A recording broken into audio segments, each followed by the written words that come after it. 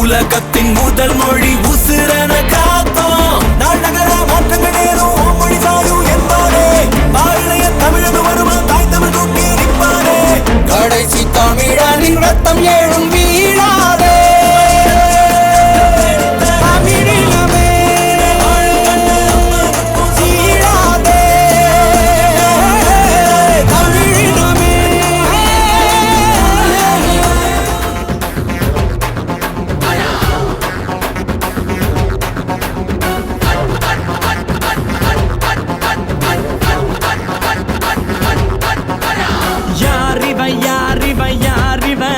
அந்த ஐயனாறு ஆயுதம் போல் கூறிவ இருப்பது நகங்களும் கழுகுடா.